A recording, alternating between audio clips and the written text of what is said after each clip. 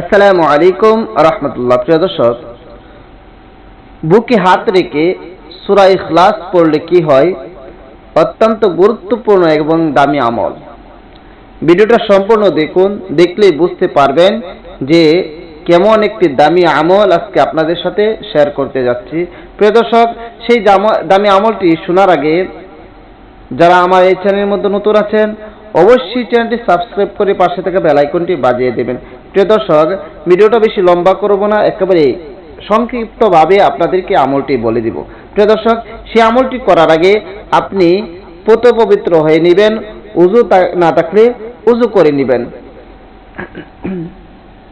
এরপরে আমলটি করবেন, বা ফরজ নামাজের পর, প্রত্যেক ফরজ নামাজের পর আপনি এই আমলটি করতে পারেন। তাহলে আমলটি করার আগে সর্বপ্রথম 3 বার ইস্তিগফার পড়ে নেবেন। আস্তাগফিরুল্লাহ রাব্বি মিন কুল্লি যামবি ওয়া আতুবু ইলাইহি লা হাওলা ওয়ালা কুওয়াতা ইল্লা বিল্লাহি আলিয়্যিল আযীম। আস্তাগফিরুল্লাহ রাব্বি মিন কুল্লি যামবি ওয়া আতুবু ইলাইহি লা হাওলা ওয়ালা কুওয়াতা ইল্লা বিল্লাহি আলিয়্যিল আযীম।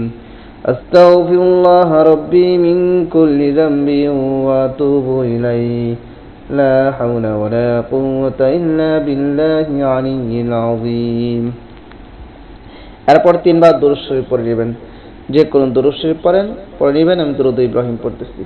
আল্লাহুম্মা সাল্লি আলা মুহাম্মাদ ওয়া আলা আলি মুহাম্মাদ কামা সাল্লাইতা আলা ইব্রাহিম ওয়া আলা আলি ইব্রাহিম إنك حميد مجيد اللهم بارك على محمد وعلى آل محمد كما باركت على إبراهيم وعلى آل إبراهيم إنك حميد مجيد আবারও পড়বেন। اللهم صل على محمد وعلى آل محمد كما صليت على إبراهيم وعلى آل إبراهيم إنك حميد مجيد اللهم بارك على محمد وعلى آل محمد كما باركت على إبراهيم وعلى آل إبراهيم إنك حميد مجيد আবারও পড়বেন। اللهم صل على محمد وعلى آل محمد كما صليت على إبراهيم وعلى آل إبراهيم إنك حميد مجيد اللهم بارك على محمد وعلى آل محمد كما باركت على إبراهيم وعلى آل إبراهيم إنك حميد مجيد। এরকম ভাবে 3 বার ইস্তিগফার এবং 3 বার দুরূদ শরীফ পড়ার পরে আপনি পড়বেন। বুকের মধ্যে হাত রাখবেন, রেখে পড়বেন।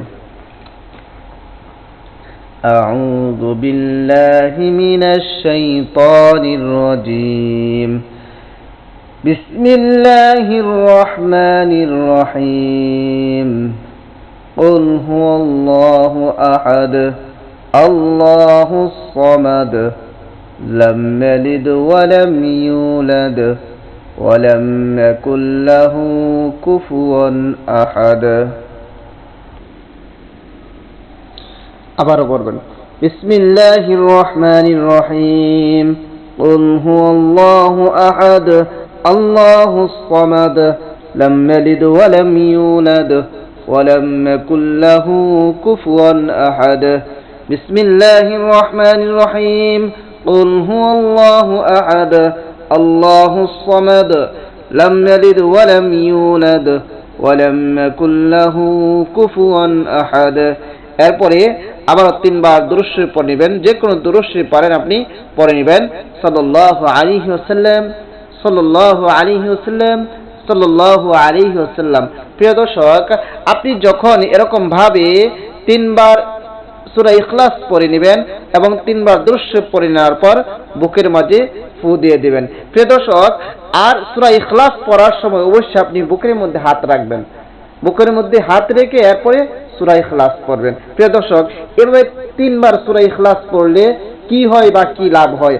প্রিয় দর্শক, আপনি যখন কোনো অস্থিরতার মধ্যে ভোগেন, যখন আপনার ভিতরে অশান্তি বিরাজ করে, আপনার কোনো কাজে শান্তি লাগে না, মানে একেবারে মন বসে না, কোনো কাজের মধ্যে অস্থিরতা ভাব হয়, আপনি এই আমলটি করবেন, ইনশাআল্লাহ আল্লাহ পাক রব্বুল আলামিন আপনার মনের অস্থিরতা দূর করে দিবেন, আপনার পেরেশানি দূর করে দিবেন, আপনার যত সমস্যা আছে সব সমস্যা আল্লাহ পাক রব্বুল আলামিন এই আমলের মাধ্যমে দূর করে দিবেন।